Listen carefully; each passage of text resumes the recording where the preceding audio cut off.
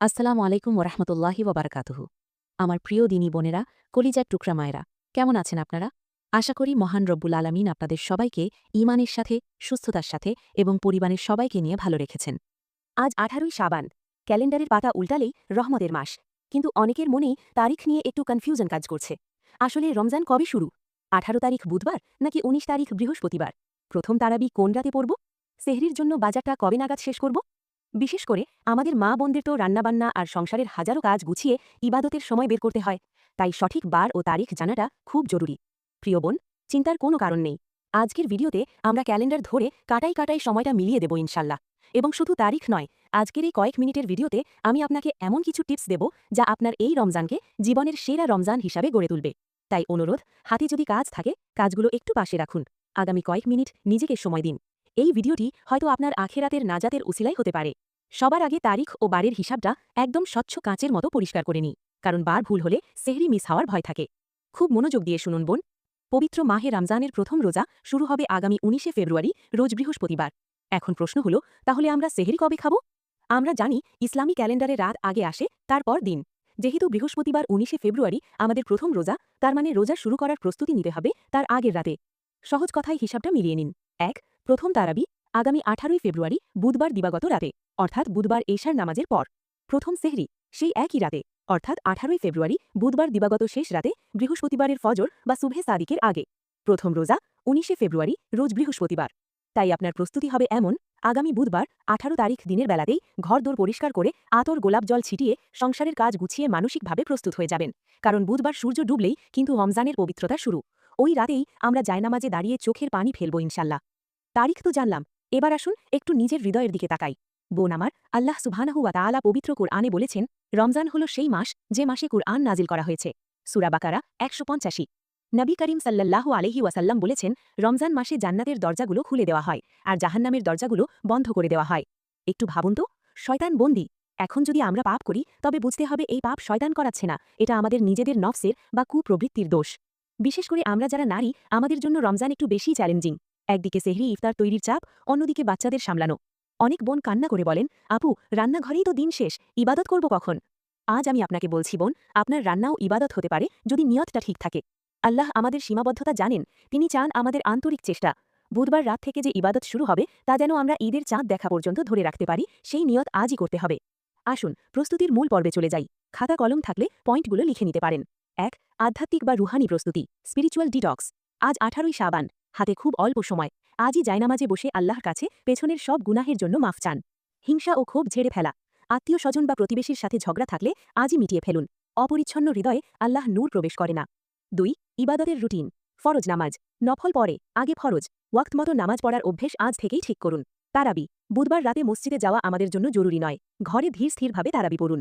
যদি ২০ রকাত কষ্ট হয় ৮ রকাত পড়ুন, তবুও খুশু খুজুর সাথে পড়ুন।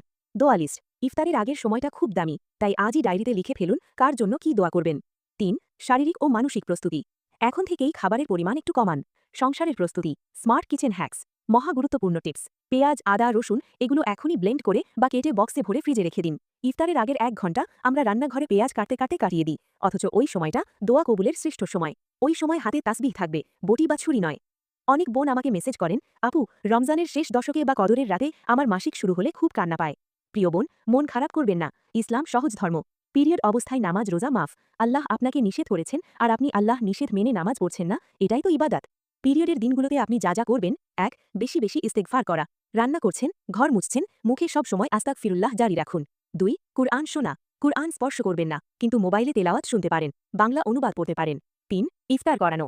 আপনি রোজা নেই তো কি হয়েছে, রোজাদার স্বামী বা সন্তানকে ইফতার তৈরি করে দিন। রোজাদারের সমান সওয়াব আপনার আমল নামায় লেখা হয়ে যাবে ইনশাল্লাহ। বোন, একটু সতর্ক করি, শয়তান কিন্তু রমজানে ধোকা দেওয়ার নতুন ফাঁদ পাতে। ১. ইফতার পার্টি ও লোক দেখানো। ফেসবুকে খাবারের ছবি আপলোডের চেয়ে গরিবের পেটে খাবার দেওয়া বেশি সওয়াবের। ২. অতিরিক্ত ভাজা পড়া। বুধবার রাতে সেহরিতে খুব ভারী খাবার খাবেন না, হালকা ও সুষম খাবার খান, যাতে সারা দিন সুস্থ থাকতে পারেন। ৩. গীবত ও পরচর্চা। রোজা রেখে ফোনে ঘণ্টার পর ঘণ্টা অন্যের সমালোচনা করবেন না, এতে রোজার প্রাণ মরে যায়। ৪. ঘুমিয়ে দিন পার করা। রোজা মানে শুধু না খেয়ে থাকা নয়, অলসতা দূর করা। ৫. শেষ সময় তাড়াহুড়ো। ঈদের শপিংয়ের জন্য রমজানের দামি রাতগুলো নষ্ট করবেন না, যা কেনার এই ২-১ দিনের মধ্যেই কিনে ফেলুন। ঠিক সত্য কথা বলি, গত বছর রমজানে আমাদের সাথে এমন অনেকে ছিলেন যারা আজ কবরের অন্ধকার ঘরে শুয়ে আছেন। কে গ্যারান্টি দিয়েছে যে আগামী 18 ফেব্রুয়ারি বুধবার রাতে সেহরি খাওয়ার সৌভাগ্য আপনার বা আমার হবে? কে গ্যারান্টি দিয়েছে যে এই রমজানের 30টি রোজা আমরা পূর্ণ করতে পারব? ভাবুন না, আল্লাহ সুবহানাহু ওয়া তাআলা আপনাকে ভালোবেসে আরও একটি রমজান উপহার দিচ্ছেন। কেন? যাতে আপনি নিজেকে মাফ করিয়ে নিতে পারেন। এই সুযোগ কি হেলায় হারানো উচিত? দুনিয়ার শাড়ি, গয়না, রান্নাবান্না সব পড়ে থাকবে। কবরে যাবে শুধু আপনার সিজদা আর চোখের পানি। আসুন, আজ এখন থেকেই প্রতিজ্ঞা করি, এই রমজান হবে আমার জীবনের সেরা রমজান। আমি আমার রবকে খুশি করেই ছাড়ব ইনশাল্লাহ। হে আল্লাহ, আমাদের সবাইকে হায়াতে বরকত দিন। 19 ফেব্রুয়ারি প্রথম রোজা পর্যন্ত সুস্থতার সাথে পৌঁছানোর তৌফিক দিন। হে আল্লাহ, আমাদের মা বোনদের ঘরের কাজকে সহজ করে দিন। তাদের প্রতিটি ফোঁটা ঘামকে ইবাদত হিসাবে কবুল করুন। প্রিয় বোন, ভিডিওটি যদি আপনার উপকারে আসে তাহলে আমার জন্য এবং আমার পরিবারের জন্য খাস করে দোয়া করবেন। আর এই ভিডিওটি শেয়ার করে দিন, যাতে অন্য বোনেরাও সঠিক তারিখ 19 ফেব্রুয়ারি বৃহস্পতিবার প্রথম রোজা জেনে প্রস্তুতি নিতে পারেন। রমজানের প্রতিদিনের আমল ও মাসালা জানতে আমাদের চ্যানেলটি সাবস্ক্রাইব করে পাশে থাকা বেল আইকনটি চেপে রাখুন। কমেন্টে আমাকে জানান, আগামী রমজানে আপনি কোন বদভ্যেষ্টি ত্যাগ করার নিয়ত করেছেন। প্রতি বছর রমজান আসার আগে আমরা কি ভাবি? ভাবি, এই রমজানে আমি আমার জীবনটা বদলে ফেলব। এইবার আমি আর কোনো সময় নষ্ট করব না, তাই না? আমরা সবাই এটা ভাবি। কিন্তু সত্যি করে বলুন তো, রমজানের 10 বা 15 দিন যাওয়ার পর কি হয়? সেই জোর কি আর থাকে? ঈদের চাঁদ ওঠার পর যখন পেছনে তাকাই, তখন কি মনে হয় না, ইস, যেরকম চেয়েছিলাম সেরকম তো হলো না। আরেকটা রমজান চলে গেল। কিন্তু আমি কি আসলেই মাফ পেলাম? দেখুন, এটা শুধু আপনার একার গল্প না, এটা আমাদের সবার গল্প। আর এই যে প্রতিবার আমরা ব্যর্থ হই বা যতটুকু চাই ততটুকু পাই না, এর কারণ কি জানেন? এর কারণ আমাদের নিয়ত খারাপ ছিল না। এর কারণ আমাদের ঈমান কম ছিল না। এর আসল কারণ হলো আমাদের প্রস্তুতি ছিল না। হাতে আর মাত্র কয়েকটা দিন আছে। প্লিজ ভিডিওটা শেষ পর্যন্ত দেখুন। হয়তো এই কয়েক মিনিটের আলোচনা আপনার আগামী 30 দিনের ইবাদতের নকশা বদলে দেবে ইনশাআল্লাহ। আচ্ছা, একটা উদাহরণ দিই। ধরুন আপনার বাসায় খুব সম্মানিত কোনো মেহমান আসছেন। ধরুন অনেক বছর পর আপনার খুব প্রিয় কেউ আসছেন। আপনি কি মেহমান দরজায় নক করার পর ঘর গোছানো শুরু করবেন? নাকি তিনি আসার 3-4 দিন আগে থেকেই ঘর ঝাড়ু দেবেন, বাজার করবেন, নিজের কাজগুলো গুছিয়ে রাখবেন, যাতে তিনি আসলে আপনি তার সাথে সময় কাটাতে পারেন? রমজান তো মেহমানের চেয়েও দামি। রমজান তো আল্লাহর পক্ষ থেকে বিশেষ উপহার। আমরা যদি রমজান শুরু হওয়ার পর প্রস্তুতি নেই, তাহলে শরীর আর মন মানিয়ে নিতে নিতেই 10 দিন চলে যাবে। খেয়াল করে দেখবেন, প্রথম 2-3 দিন খুব আবেগ থাকে, তারপর শরীর ক্লান্ত হয়ে পড়ে, ঘুম এলোমেলো হয়ে যায় আর মেজাজ খিটখিটে হয়ে যায়। কেন জানেন? কারণ আমরা হঠাৎ করে একটা বড় পরিবর্তনের মধ্যে ঝাঁপ দিয়েছি। আমাদের কোনো ওয়ার্ম আপ ছিল না।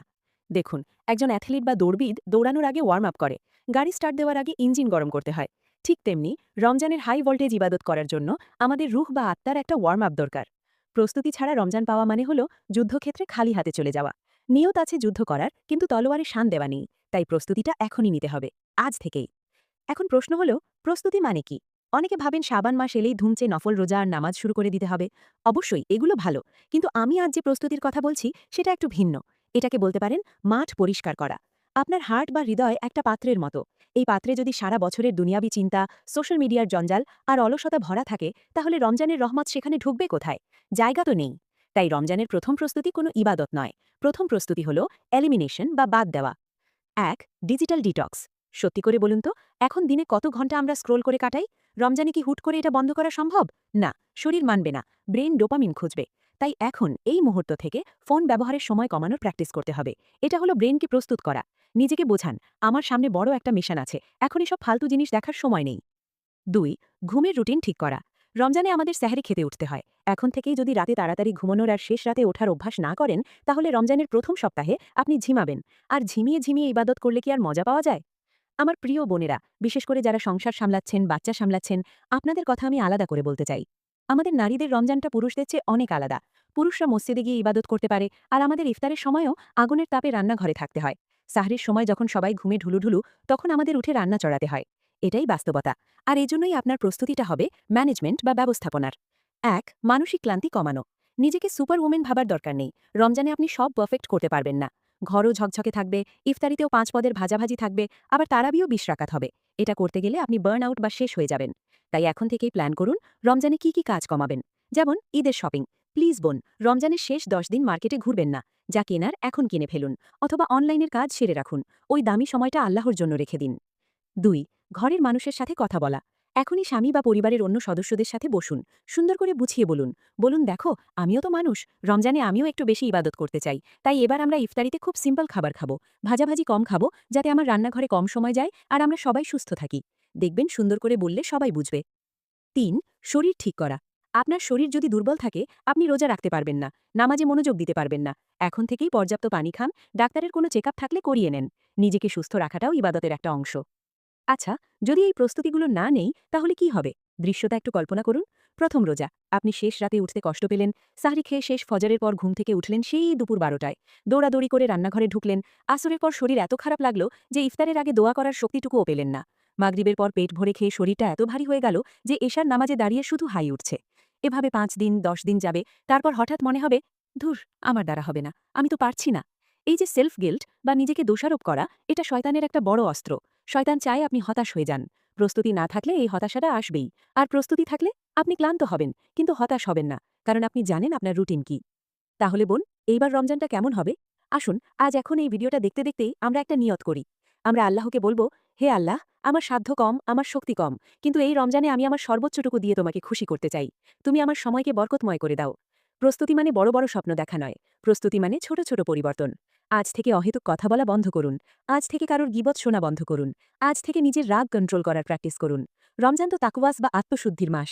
আত্মশুদ্ধি এক রমজান থেকে শুরু হয় না, এর বীজটা এখন থেকেই বুনতে হয়। আপনি যদি এখন থেকে নিজের জবানের লাগাম টেনে ধরেন, রমজানে সেটা সহজ হয়ে যাবে। নিজেকে বলুন, এই রমজান আমার জীবনের শেষ রমজান হতে পারে। এই কথাটা শুধু মুখে না, মন থেকে অনুভব করুন। যদি ডাক্তার বলে দিত যে আপনার হাতে আর মাত্র 2 মাস সময় আছে, আপনি কি তখন ফেসবুকের নিউজ ফিডে সময় নষ্ট করতেন? করতেন না। তাহলে কেন আমরা ভাবছি যে আগামী বছর রমজান পাব? ভিডিওর একদম শেষ পর্যায়ে চলে এসেছি। শুনুন বোন, হয়তো আপনার অতীতে অনেক গুনাহ হয়েছে। হয়তো গত রমজানগুলো আপনি হেলায় ফেলায় কাটিয়েছেন। হতে পারে আপনি এখন দিনের পথে ফিরতে চাইছেন কিন্তু পারছেন না। বিশ্বাস করুন, আল্লাহ এই আপনার ছটফটানিটা দেখছেন। আল্লাহ দেখছেন আপনি এই ভিডিওটা দেখছেন, কারণ আপনি তাকে ভালোবাসেন। আপনি চান এবারের রমজানটা স্পেশাল হোক। হাতে যে কয়েকটা দিন আছে, এই সময়টাকে নষ্ট হতে দেবেন না। আজ রাতে ঘুমানোর আগে জায়নামাজে বসে বা বিছানায় শুয়ে আল্লাহর সাথে একটু কথা বলবেন। কোনো আরবি দোয়া না, নিজের ভাষায় বলবেন, হে আল্লাহ, আমাকে তুমি রমজান পর্যন্ত পৌঁছে দিও, আর আমাকে এমন তাওফিক দিও যেন এই রমজান শেষে আমি মাসুম বা নিষ্পাপ হয়ে বের হতে পারি। ইনশাআল্লাহ, এই আপনার ছোট্ট প্রস্তুতি, এই ছোট্ট ইচ্ছেটুকু আল্লাহ কবুল করবেন। আপনার কাছে আমার একটা ছোট্ট অনুরোধ। এই কথাগুলো হয়তো আপনার মনে আছে, কিন্তু দুদিন পর ভুলে যেতে পারেন। তাই ভিডিওটা সেভ বা ওয়াচ লেটারে রেখে দিন। রমজান শুরু হওয়ার ঠিক 2 দিন আগে আরেকবার শুনবেন। দেখবেন হারিয়ে যাওয়া স্পিরিটটা আবার ফিরে এসেছে। আর আপনার পরিচিত কোনো বোন, বান্ধবী বা আত্মীয় যাকে আপনি ভালোবাসেন, যার আখেরাত নিয়ে আপনি চিন্তিত, তার সাথে ভিডিওটা শেয়ার করতে পারেন। কে জানে, হয়তো আপনার একটা শেয়ারের কারণে কারো রমজান বদলে যাবে, আর তার সওয়াব আপনার আমলনামায় যুক্ত হবে। আল্লাহ আমাদের সবাইকে রমজানের পূর্ণ প্রস্তুতি নেওয়ার তাওফিক দান করুন। আমিন। আসসালামু আলাইকুম ওয়া রাহমাতুল্লাহ।